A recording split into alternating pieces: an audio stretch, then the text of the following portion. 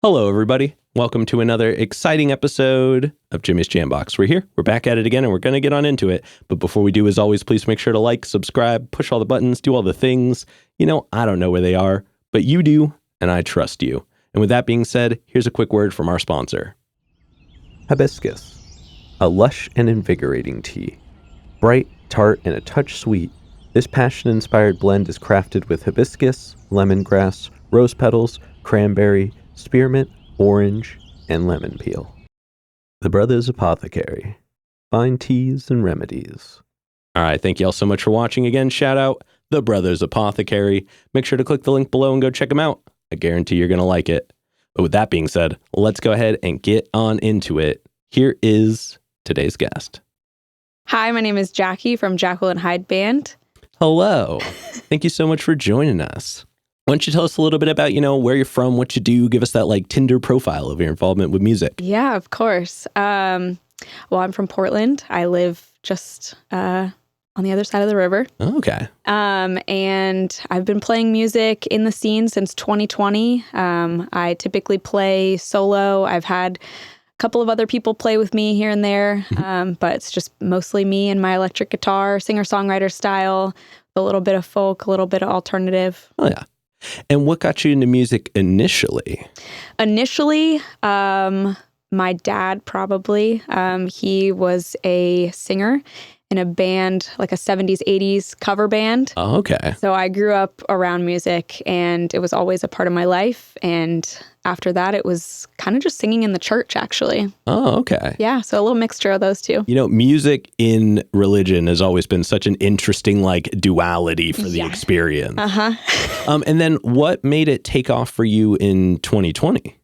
So I moved back to Portland. I was living away for a while, and I reconnected with a college buddy of mine, and he was hosting an open mic, and he invited me, and I came out. Hadn't sung in front of anyone in years, but when I moved away, I had a lot of feelings about that and was writing a lot, so decided to play one of those songs and got some good feedback and decided to awesome. Just keep it going from there.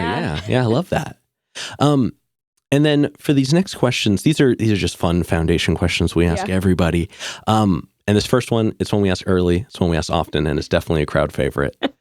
What was the first album you ever bought with your own money? Oh my gosh.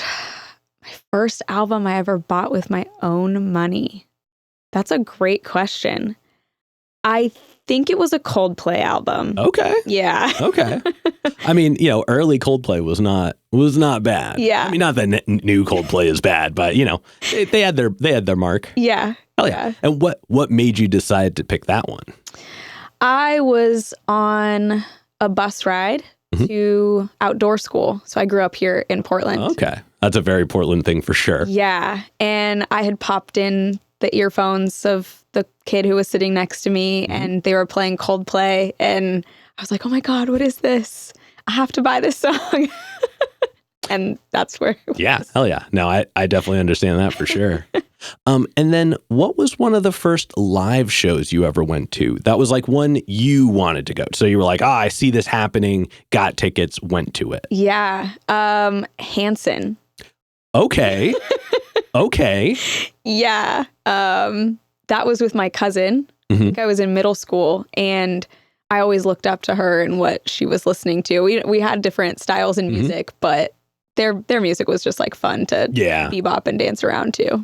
I recently heard a performance of Hanson's that was them now. Oh, really? Yeah. Or I think the video's 4 or 5 years old now. Don't quote me on when it came out, but them as adults.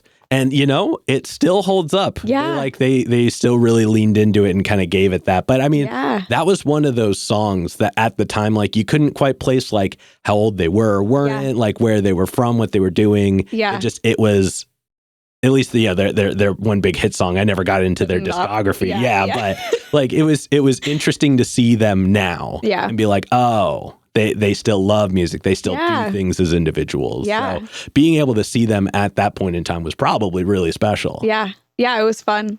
Oh yeah. And then before we move into more of the middle portion, do you have a defining moment where like you were like, music is for sure the thing I want to do?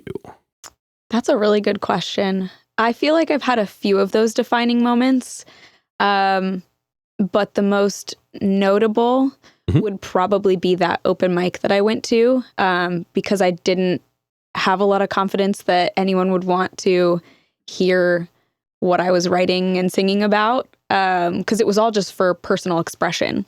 And the transition between like growing up in the church and singing songs that other people wrote and that they were for a different purpose. It was not supposed to be about you really at all. Fair. Yeah. And I dug into this a little while back. I guess it's been a while since I've had anybody that was like actively willing to say that they had done music with church. Yeah. What was that experience like? Like, I mean, what were some of the highlights of doing music in the church setting? Well, highlights definitely would be not being nervous in front of large groups of people. I started singing in front of hundreds of people when I was in like 5th grade. Fair. So. Yeah. Gets it out of the way real quick. Yeah. Gets it out of the way. And I really felt encouraged by a lot of other adults that knew what they were talking about when it came to singing and music. So I was getting a lot of education and a lot of really good, like real-time feedback. Yeah, exactly. And was it you said hundreds of people. Was it a larger church? By the point I was in like middle school, high school, it was, I would probably say a smaller like mega church. Oh, damn. Yeah. Okay. Well, darn. I bet. It's okay. We're not at church. Yeah, fair. Man, that's always, I was never a big churchgoer in my younger years, but in high school, I went to a youth group. Yeah. Friends of mine went, and it was a safe place to be on a Wednesday night. Yeah. And that was definitely one of the moments where I got to meet some musicians that were just outside of the realm of, people I'd gone to school with and like were really talented. The first guy I ever saw with a 5-string and things like that because I played bass. Yeah. And so it's just, it's always interesting how like serious music is taken from the musician standpoint, from the performers and how the crossover there kind of just bleeds. And also some church music kind of slaps. Yeah. I gotta say, like they definitely got something going on there. Yeah. All right. Well, thank you for going through that with us. Of course. But let's go ahead and let's get on into the here and now. Yeah. And we're going to get a super easy one out of the way. Okay. How did you pick the name? Oh, so the name happened. We were at a music festival in the summer. And this was when I had 2 other bandmates. And we wanted something that was not like my name specifically. I wanted a bit of separation. I have plans in the future for like doing other kind of genres but this is just the project that I feel compelled to do now. And I feel a doomcore metal coming one day. Or album. That's next. Yes. And then one of my bandmates said that he knew somebody with the last name Hyde. And I was like, oh, that would be interesting to use my full name, Jacqueline Hyde, because it sounds like Jacqueline Hyde, which to me represents the kind of like questioning that I write about of like good and evil and like right and wrong. And you have both sides of like the sweet and the soft, but also the like insidious nature of sometimes what humans go through. No, totally. And I mean, it's one of those names where it's like, I don't know that I could spell Jacqueline off the top of my head, but reading it, I was like, I get like it clicks immediately. And it has that kind of, it's like, it's funny because, Jacqueline Hyde is like a representation of duality and the name itself is its own duality. Yeah. So that's a layer within a layer. Yeah. So I thought it was a really interesting take. Yeah. Yeah. And then let's talk about your writing process. Yeah. And we're going to break it up into chunks, but we're going to kind of cover all of it. Okay. But starting from the beginning, when you get inspired, so you're ready to make music. Yeah. What are some of the things you do to get a track started? Something I do to get things started. It always comes from inspiration. Writing is very therapeutic for me, and it all comes from what I'm going through in the moment. And I feel like when I'm getting something started, I don't always even know that that's what's happening. It's just kind of, I'm writing, and my process on a wider scale is like I write something every day. And I have a huge running note in my phone where I just continue to write. And sometimes it's lyrics. Sometimes it's just a phrase that I've heard throughout the day that I like. Sometimes it's notes from a conversation that I've had with a person. And I have them categorized by each year. So I started doing that in 2021. Okay. So I have 3 big notes of just like a long ongoing words that I have to pull from. So I kind of have these 2 spaces where when I'm feeling really inspired to just like sit down with my guitar, I kind of just play a melody and see what kind of happens. I'll turn on my voice memos for that, which I also have like over 1,000 of those that I can just stream through. And then the other part of the process is if I'm not necessarily feeling compelled or inspired, but I have the time, then I can go back to that big list of notes and kind of see, okay, which thoughts and experiences maybe could match up with this melody that I've been tinkering with. Yeah. Yeah. At the end of the year, do you go back and read through all of them?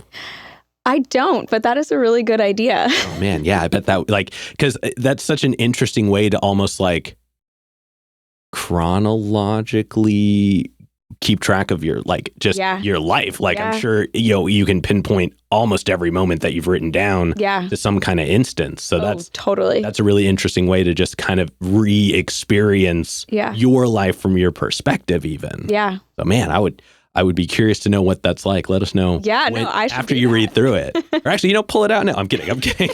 Let's go through it. Oh, yeah. And then getting back to the writing process, once you've finished writing a track, so you don't have to, not so much like record it and put out, but once you have finished actually writing it, how long does it take you to get comfortable performing it? Pretty quick. I just wrote a new song the other day. And so with the voice memos, like once I feel like I have a song pretty dialed, I'll make a full voice memo of like how I want it to be laid out. And then I'll listen to it over and over again and just make sure that I have it down. And I have a show coming up on Thursday and I put it in the set list. Oh, so exciting. I can write something within the week and feel pretty good about it. Oh, that's awesome. Yeah. And then looking back on the last year, so we'll say, I know we're a little ways into 2024. So let's say all of 2023. Yeah. Because, you really, you got started but you started being more like forward with your music more recently. Yeah. How has your process changed over that point in time? Process has changed in the way that I feel it's more consistent. I didn't really know what I was getting myself into or what I was doing in 2020. I released a small EP that was just 50 copies of a CD in February of 2020. And then the pandemic happened. Yeah. And so that was kind of like a shift. I still didn't really know what my process, if it even was a process. Yeah. And yeah, I would say from the last year, though, it has just gotten a lot more consistent and regimented, that I've been more diligent about writing something every day. And was that a conscious decision to do something every single day? Or is it like you just suddenly realized one day that you were doing it? It came from having this conversation with my cousin actually a few years back, where he's a writer. He writes poetry and short stories. And I think this must have been in like 2019. So it was before I actually decided to like spend more time on music. And I knew I wanted to do it. I just didn't really know how. And I was asking him, like, what makes an artist an artist? What makes a writer a writer? Like, how could you go about your life and introduce yourself and say, this is what I am? Yeah. And I came to the conclusion that it's just like, it has to be something that you put time and effort into. So if I want to call myself a songwriter, I have to be writing songs. So I wanted to write something every day, so that way it would kind of validate who I felt like I really was. Okay. Yeah. Oh, I love that. And then just focusing on that a little bit more, what does it look like? Do you like acknowledge the moment in any one day, or is it just like you're like all of a sudden inspired to be like, oh, that is the thing I want to put down? Yeah, I think now because of the last year that it's just gotten so consistent where I don't really even have to think about it anymore. It's just like second nature to open up my phone and to write something down or to even grab a piece of paper. So yeah, there's no defining moment of like, oh, the inspiration has hit or this is something, but it always ends up happening. And I just recently got this journal. It's like 1 line a day journal. So that also is like, if I don't necessarily get artistically inspired for something, it's just like, I'm going to then be able, like you mentioned, with the being able to look back at your life and your year is like, what has gone on? And then I can sit and process through that and be like, oh, well, how did I feel about that? Oh, hell yeah. Yeah. You know, that reminds me of I apologize. I can't remember who said it on the show before, but there was somebody who they do something similar, but they always they write their stuff a lot, like handwrite, like that's part of their process. And they would actually go and like pick through lines and cut them out. And that's so like cool. over time you can see what's taken, what's left. Wow. And it was such an interesting concept. So I think even that tied in with the doing something a day. Yeah. That would be really interesting to just see over time how those parts evolve into something else. Yeah. So it's cool to kind of put those two thoughts together. So Yeah. thanks for letting me run away with that for a moment. Of course. But getting back into you, let's look at your most recent release. Yeah. Your EP, which I believe is Martha's Fine, She's Always Fine. Yeah. Where did the name come from? So Martha is this character that I felt like kind of embodied this person in society, but also over time I realized it was me. It was I was going through a lot in my personal life and had to have a level of dissociation a bit, and so I created this character and got to dramatize a few things, but it helped to still like get me through the process of what I was experiencing and what I had seen some other people in my circles experiencing. Gotcha. So Martha is almost like the conduit of your experiences without it being you by name directly. Yes, exactly. Gotcha. I've always found some ways to instill a bit of separation from like me. Yeah. Now, is Martha the name of somebody like important to you, or is that just like the name that stuck when you were thinking about it? So it came from the track called She's Always Fine. And at the end of the song, that's kind of what the line is. Like, as I was writing that song, it just was the name that fit. But then I also was watching The Handmaid's Tale kind of around the same time, and there was like the Marthas, and that kind of vibe and theme seemed to fit as well, and it made sense. Gotcha. Okay. And I mean, the EP is really good. Thank you. I'm a big fan. I definitely listened to it a handful of times leading up to this. It's very like it's somber almost. Like it has this element to it. But I mean, the mix was great. The drums in particular, whatever the processing was on that, really, like it just grabbed me. I mean, obviously you did great. Yeah. But there was something about the presence of the drums that I think really filled in the space. Yeah. Because there aren't a ton of instruments. There aren't a ton of layers. It felt very open. Yeah. Very, just like natural feeling. Yeah. And it's interesting you mentioned that, because the drums was like the biggest question mark, I think, for us in that whole process. And we flew out a friend of ours, Laud Vaught is his name. He's great. And he filled in all of those holes like perfectly. And there were, especially on Martha, we didn't even really know if we wanted drums. And so we just pressed record, and he was like, well, I'll mess around with some things and see what happens. And it was perfect. You know, sometimes those are the moments. Yeah. The ones where you're just like, I don't exactly have a thing, but I have a feeling. Yeah. And that obviously translated really well in the EP. Yeah.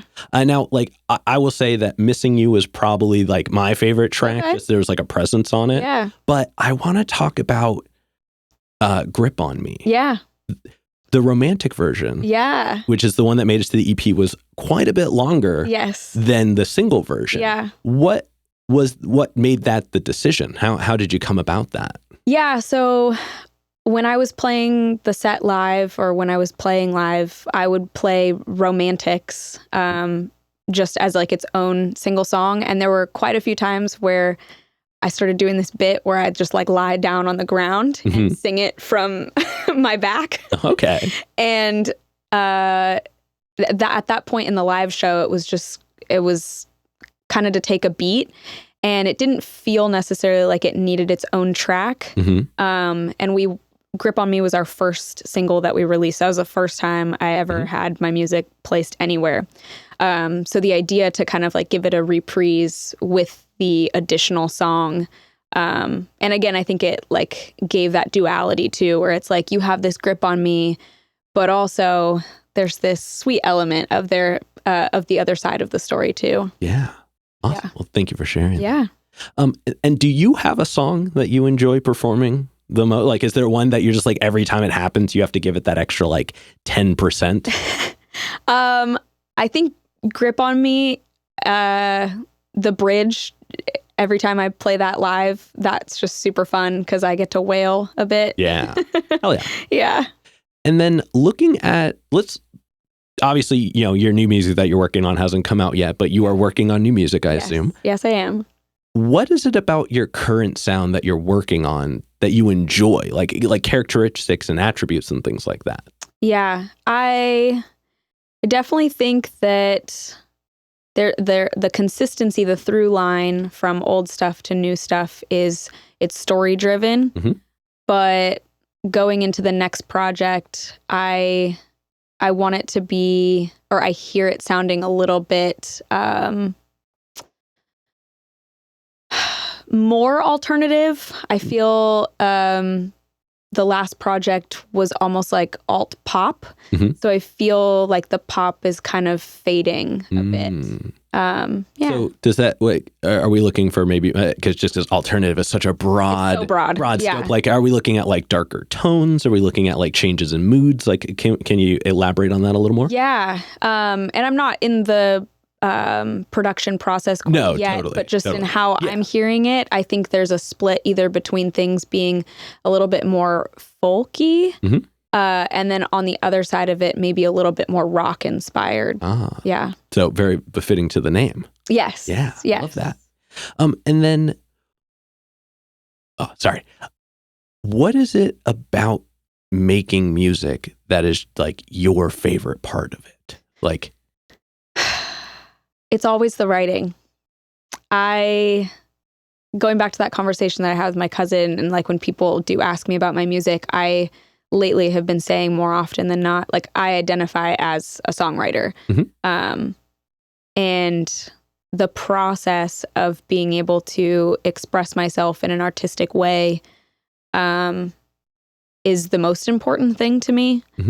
And I love the transition then of being able to play it live. And then having the reoccurrence of like, well, this is how I felt in the moment when I was writing it, but then to have my own experiences that almost double down on maybe things I didn't fully know yet. But it reveals more information as to, it even helps me like process even more as things come about. Yeah. And then to have the connection with other people who can come to you and say, wow, I felt that exact same way. And this is, I don't know, it feels like something that can build community and bring people together. Yeah. That is the human experience, right? It's just being able to very much so share and connect with the same, different experiences that we've all had, but similar emotions that come from them.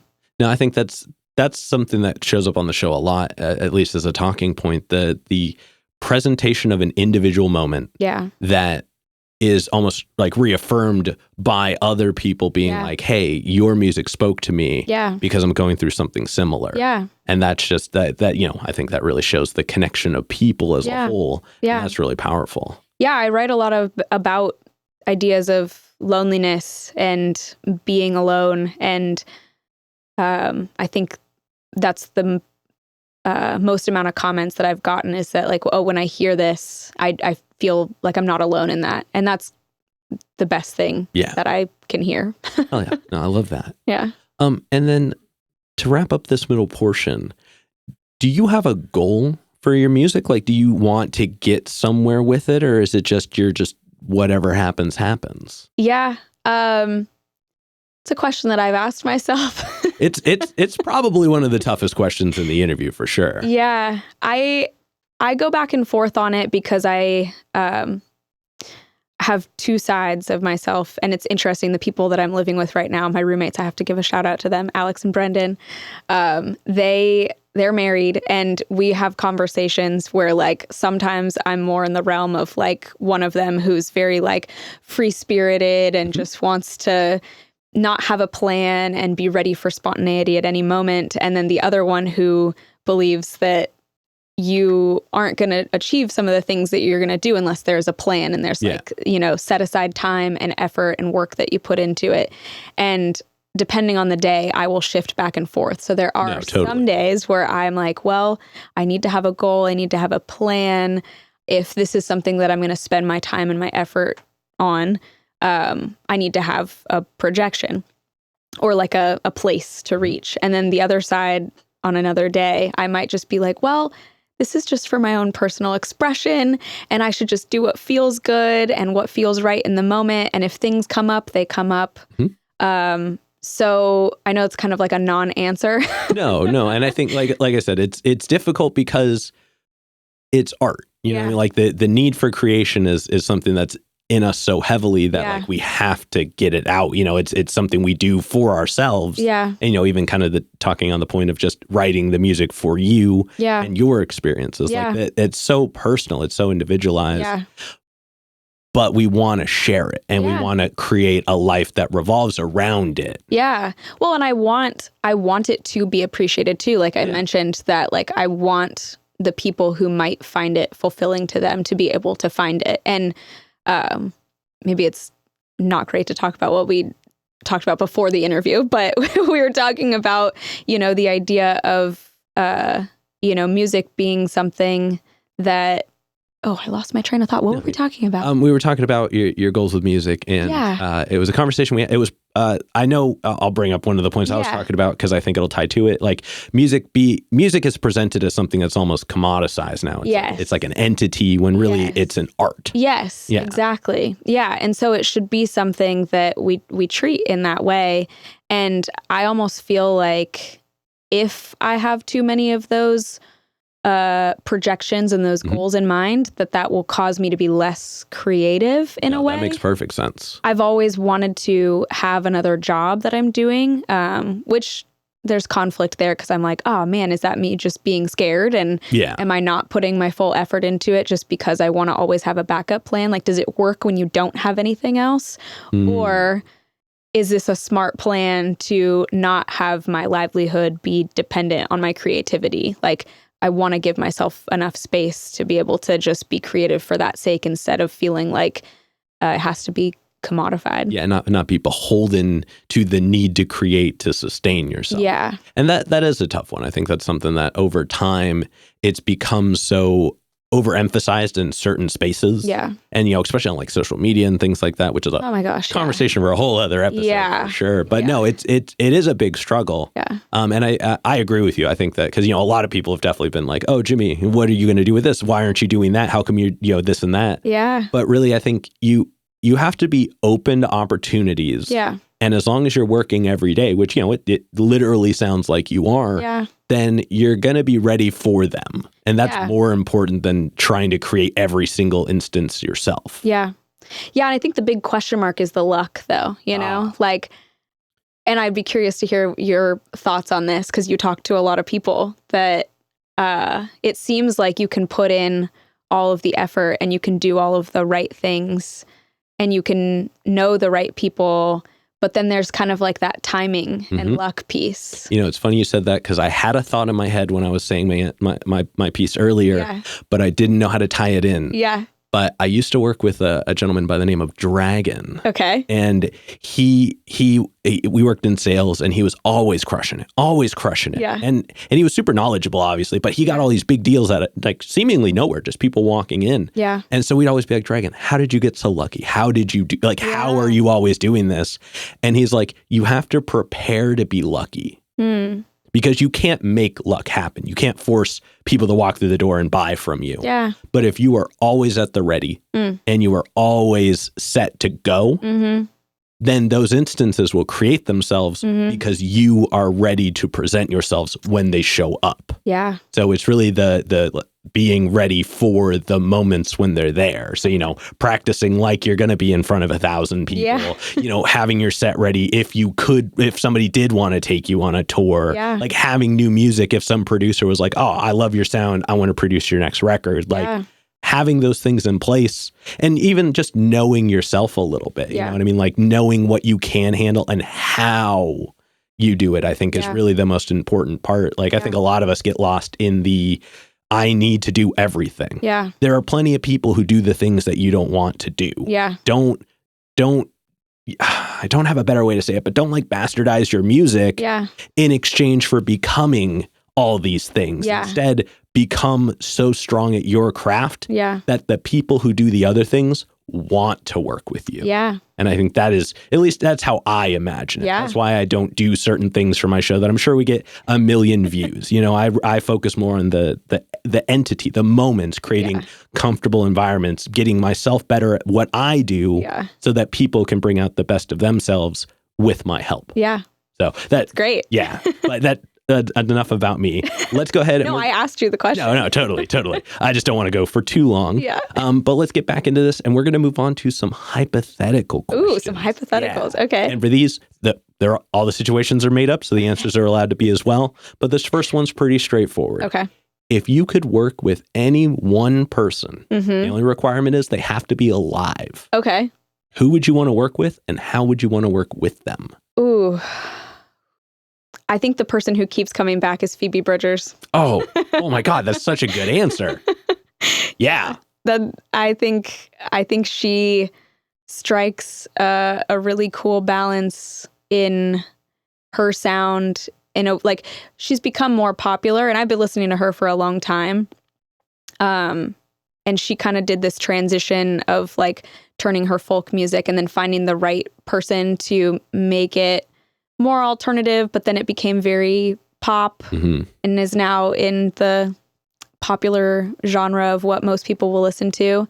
But I think she's funny in her writing. And I think it's not always immediately funny, but if you were to just like look at the lyrics, it's a little bit absurd, but it's also sad, and it also feels human.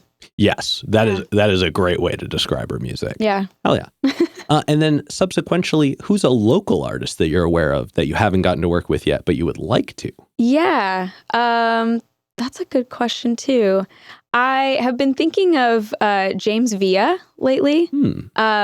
He's a producer, and he's been really kind of like leaning on this kind of pop punk vibe, and I think it would be interesting to work together at some point. Yeah. Oh yeah. Well, everybody, you know what to do. Add them in the comments. Let's make it happen.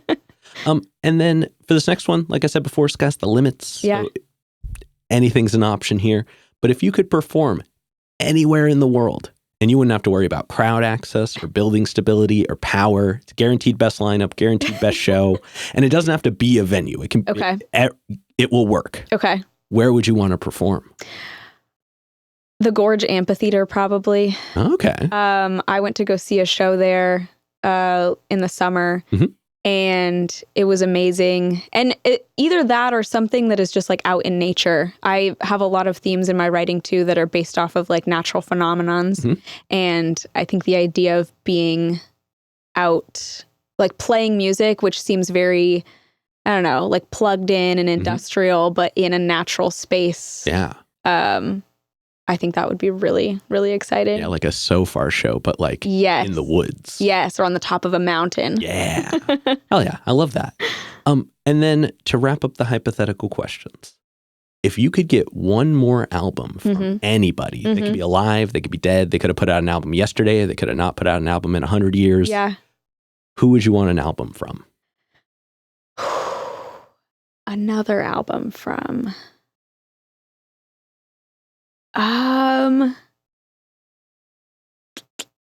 Stella Donnelly. She has not released music in a long time. And she was the person who inspired me to pick up an electric guitar. I went to go see her opening for Natalie Prass. And yeah. And I loved her set. I'd never heard of her before. She's an Australian artist. And I asked her to sign my t-shirt, and I said, "Your music is really great. I love it. Thanks so much for sharing." And she signed it and said, "Go electric." And I never turned back. Well, hey, that sounds like a defining moment for sure. That's awesome. Yeah, no, I love that. I rarely ever have my own answer to this question, so whenever I think of it, I always want to plug it in. Yeah. I would love another Childish Japes album. Okay. Yeah. Okay. So just putting that one on there. So when I rewatch this, I could be like, I wonder if they have put out one. Yeah. Hell yeah. All right. Now we're going to go ahead and we're going to start wrapping this up. Okay. What can we look forward to between, let's say, now and September? Yeah. So between now and September, I'm playing live shows. I'm playing around Portland. Probably going to be playing a pretty good mix of stuff that's on the EP that was released in August in combination with the newer stuff. Which is always exciting because the new stuff can kind of be up to people's imagination too, especially if I'm playing at a smaller venue and it's just me and my guitar. Just trying to, I love playing outside. So summertime, now that we're kind of approaching better weather, I do a lot of backyard shows in the spring and the summer, and those are always my favorite. I love that. Yeah. Have you ever thought of doing a Ron Tom's Sunday show? I haven't. I didn't know that was a thing. Yeah, they do. They do indoor shows as well, but on Sundays when the weather's nice, they do it in that in the back patio. area. Yeah. Okay. So definitely hit them I'll up. look That would into be a lot of fun. Yeah. For sure. Yeah. Oh man, I had a question I wanted to break format for. Oh, when you're playing new music, and I know we're supposed to be wrapping it up, but I'm getting back into it. When you're playing new songs, will you sometimes just change it up for the sake of? I actually do that with old songs. Yeah. So the new songs I feel are pretty set in stone because I don't want to mess them up. Like if I go off script on the new stuff. Oh, that's fair. That makes sense. Where I'll get confused. But I do like if people are going to see live shows more consistently, that they're not going to hear the same thing stuff. Okay. every time. Or if someone happens to come to a show because they've heard the recorded stuff, I want it to sound a little bit different. Interesting. Yeah. See, my thought was because they hadn't heard the new stuff yet, you could just do it however you wanted, and they'd be like, "Oh, well, this is new." But that makes way more sense. Yeah. Awesome. All right, and then getting back to it for this next one, go ahead and look straight at the camera and tell everybody how they can find you. Yeah, you can find me on Instagram at Jacqueline Hyde Band, and that's pretty much it. Oh yeah. Yeah. And then any other plugs, any other shout outs, anybody else you'd like to put on while you're on here? I think that was mostly it. Just my roommates. They've been really supportive. My boyfriend, Nicholas, he's been very supportive throughout this whole process. And yeah, my bandmate and producer, Tyler, who's not here today, but he produced all of the, and mixed. He did the mixing and was integral in the process of the last project. Oh yeah. Yeah. All right, now we've got one last question to go. But before we do, I'm going to steal the camera for just a second. Okay. As always, y'all, please make sure to like, subscribe, push all the buttons, do all the things. I don't know where they are, but you do, and I trust you. And one more shout out to the Brothers Apothecary. Make sure to click the link below and go check them out. I guarantee you're going to like it. But with that being said, the final question. And this is entirely up to your interpretation. Okay. But what is an album you feel is more on the obscure side? So it's like a deep cut. Not a lot of people would know it, but it's one you think everybody should know. There is a Briston Maroney album that I keep coming back to, and I have it on vinyl. I think it's called Caroline, or that's at least one of the tracks to it. But that's something that I always go back to. And I don't think it's very high up there in the mainstream, but I love it. Oh yeah. Well, thank you so much for sharing. Yeah. All right, we're going to go and wrap this up. Thank you so much for joining us today. Yeah, of course. Thanks for having me. Yeah, it's a lot of fun. And this has been another exciting episode of Jimmy's Jambox. I'm Jimmy. I'm Jackie. And we're signing off. Later, y'all. That's a wrap. This is not a podcast. This is a show.